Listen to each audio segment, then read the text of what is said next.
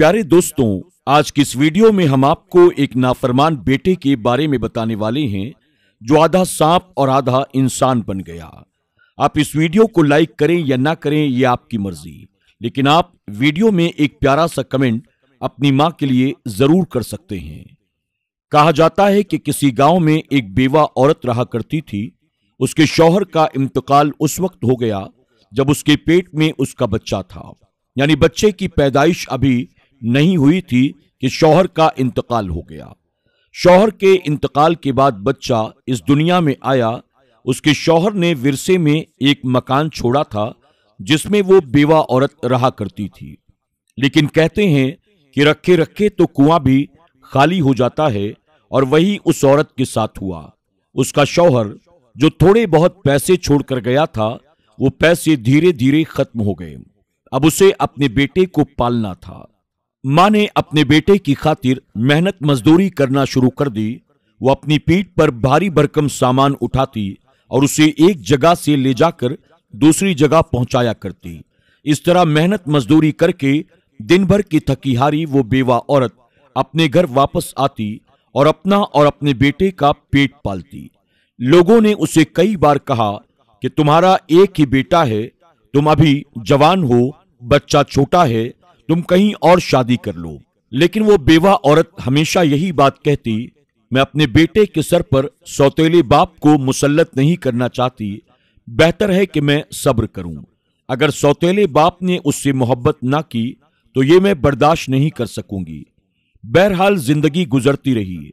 बेटा मां की मोहब्बत में पल रहा था, लेकिन वो दीनदार औरत जो रात के एक तवील हिस्से में इबादत किया करती और दिन भर मेहनत मजदूरी करती, उस मां की मोहब्बत का सिला उस बेटे ने कभी भी अच्छे अंदाज में नहीं दिया। वो बेटा बचपन ही से गुस्ताख, बदतमीज और बदजबान था। वो अपनी मां के साथ बदतमीजी करता और अज़्ज़ात की इज्जत वो जरा भी नहीं करता था। उसकी मां उसको बहुत समझाती कि बेटा अपनी जबान को नर्म रखो, अपने गुस्से पर काबू रखो, अल्लाह बहुत बड़ा है, मेहरबान है। मैं तुम्हारी मां हूं, मैं तुमसे बेपनाह मोहब्बत करती हूं। तुम्हारा बाप एक शरीफुन नफ्स इंसान था, तुम्हारी मां भी ऐसी नहीं है, इसलिए हमारे नेक रास्ते पर चलो। बेटा अपनी मां की बात एक कान से सुनता और दूसरे कान से निकाल देता, बल्कि मां जिस काम से उसे मना करती वो वही काम जानबूझकर किया करता। इसी वजह से वो बचपन ही से बुरे दोस्तों की सोहबत की वजह से नशे की लत में पड़ गया और वो नशा करने लगा। उसके बेकार दोस्तों ने उसे बिगाड़ कर रख दिया। उन्हीं दोस्तों में से उसकी मुलाकात एक औरत से हुई। वो औरत बहुत ही ज्यादा तेज तर्रार थी। उसको पता था कि वो अपनी मां का इकलौता बेटा है और उसके विरसे में एक मकान मौजूद है। इसी लालच में उसने उस लड़के को अपनी मोहब्बत के जाल में फंसाना शुरू कर दिया और कहा कि तुम मुझसे शादी कर लो। देखो मैं खूबसूरत हूं, जवान हूं, मैं तुम्हारी हर ख्वाहिश को पूरा कर सकती हूं। वो लड़का वैसे ही बिगड़ा हुआ था। उसने मां को बिना बताए उससे निकाह कर लिया और फिर निकाह करके उसको साथ लेकर घर आ गया। मां ने अचानक बेटे के साथ एक औरत को देखा तो समझ गई, लेकिन उसने कहा, बेटा ये कौन है? तो कहने लगा, ये मेरी बीवी है। और तुम कौन होती हो मुझसे ये सवाल करने वाली? मैंने तुम्हें यह हक नहीं दिया। मैंने शादी कर ली है और आज से मेरी बीवी इसी घर में मेरे साथ रहेगी। बहू ने अपनी सास को देखते ही शक्ल बिगाड़नी शुरू कर दी। बेवा मां मेहनत मजदूरी करती रहती, बल्कि अब तो उसने अपनी मजदूरी और बढ़ा दी थी, क्योंकि घर में एक और इंसान का इजाफा हो गया था। उसकी बहू उस पर बहुत जुल्म करती और बेटा चंद आवारा दोस्तों के पास जाकर नशा करता था। मां जब उससे कहती कि बेटा तुम्हारी बीवी मुझ पर बहुत जुल्म करती है, मैं तो उसको कुछ भी नहीं कहती हूं, बल्कि उसको दिल से मैंने अपनी बहू तस्लीम कर लिया है, लेकिन वो मुझ पर तशद्दुद करती रहती है। मां की बात को सुनकर बेटा अपनी मां पर हाथ उठाता, उसको इतना मारता कि वो अधमरी हो जाती थी। लेकिन वो मां थी, उसके दिल से कभी बद्दुआ नहीं निकलती। यही दुआ निकलती कि या अल्लाह मेरे बेटे को अक्ल और समझ अता फरमा। ये अपनी आखिरत और दुनिया दोनों अपने हाथों तबाह कर रहा है। बीवी की बातों में आकर वो मां को गंदी गंदी गालियां देता और कहता, तो वो नागिन है जो जहर उगलती है। मुझे पता है तो मेरी बीवी को हर वक्त कोसती रहती है, क्योंकि ये तुझे पसंद नहीं है, इसीलिए तू मेरी बीवी पर जुल्म करती है और झूठ बोलती है। वो बेटा कभी भी मां की बातों पर यकीन नहीं करता था। बेटे के हाथों वो मां पहले ही तंग आ चुकी थी, जिसकी खातिर इतनी बड़ी कुर्बानी दी। उसने उसकी जवानी, उसके बुढ़ापे तक का कोई ख्याल ना किया।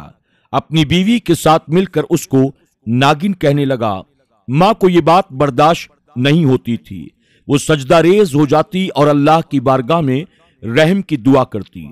एक दिन उस बहू ने सोचा, क्यों न मैं इस बुढ़िया को हमेशा हमेशा के लिए इस दुनिया से रुखसत कर दूं।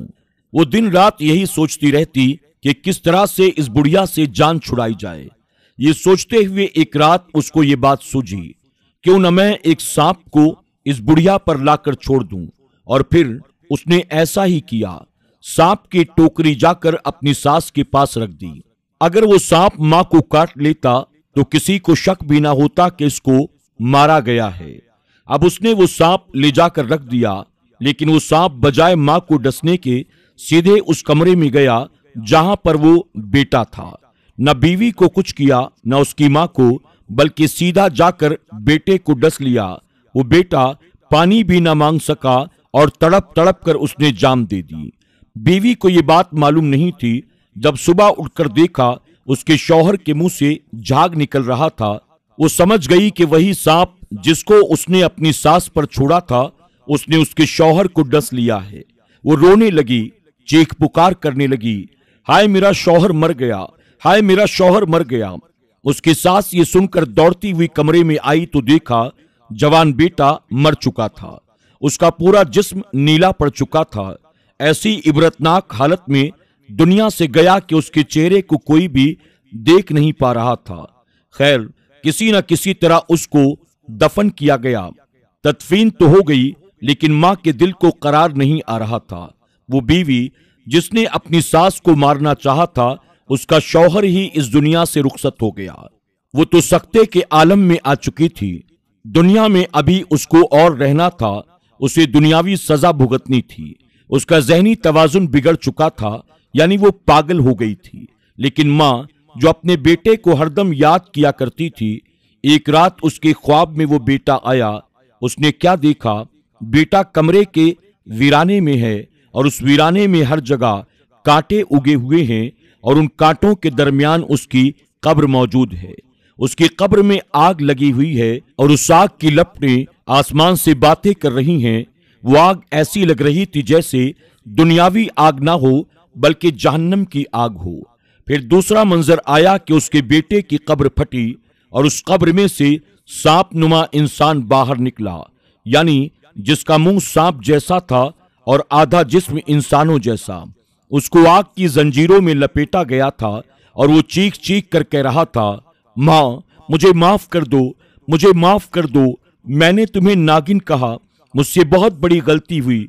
माँ, मेरी बीवी ने तुम्हें इस सांप से डसवाना चाहा, लेकिन उसी सांप ने मुझे डस लिया और आज मैं खुद सांप बन गया हूँ। मुझ पर कब्र का अजाब मुसल्लत कर दिया गया है। हर रात मेरी हालत ऐसी हो जाती है, हर रात मेरा मुंह सांप जैसा हो जाता है और मैं सांप की तरह फुफकारता हूँ और फिर यही सांप मुझे मेरे पूरे जिस्म पर डसता है, मेरे पूरे जिस्म को लपेट लेता है और इतनी जोर से मुझे जकड़ता है कि मेरी तमाम पसलियां एक दूसरे के अंदर दाखिल हो जाती हैं। माँ मुझे माफ कर दो, मुझे माफ कर दो, मैं तुम्हारी नाफरमानी करता हुआ इस दुनिया से गया, मेरे लिए दुआए मगफिरत करो।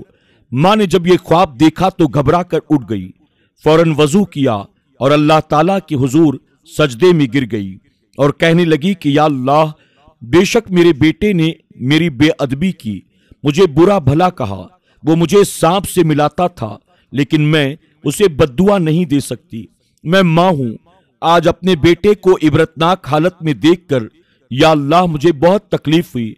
मेरे बेटे पर रहम फरमा, मेरे बेटे के हाल पर रहम फरमा। माँ की दुआ जरूर कबूल होती है, लेकिन अभी कुदरत को और इंतकाम लेना था। वो माँ है, अल्लाह से बख्शवा ही लेगी, अल्लाह को मना ही लेगी, क्योंकि वो उसका लाल था, उसका बेटा था। लेकिन दोस्तों, ये वाकया सुनकर हर एक को इबरत हासिल करना चाहिए। वालिदैन की दुआ में बहुत ताकत होती है। अपने वालिदैन का एहतराम करो, उनकी खिदमत करो, उनसे दुआएं लो, उनको सताकर उनकी बद्दुआ ना लो, वरना दुनिया और आखिरत दोनों जहां तबाह बर्बाद हो जाएंगे। अल्लाह रब्बुल इज्जत की बारगाह में दुआ है कि मेरा करीम हम सबको नेक अमल करने की, अपने माँ बाप से मोहब्बत करने और उनकी खिदमत करने की तौफीक अता फरमाए। आमीन या रब्बल आलमीन। दोस्तों, आज की वीडियो में बस इतना ही। अस्सलामु अलैकुम व रहमतुल्लाहि व बरकातुहू।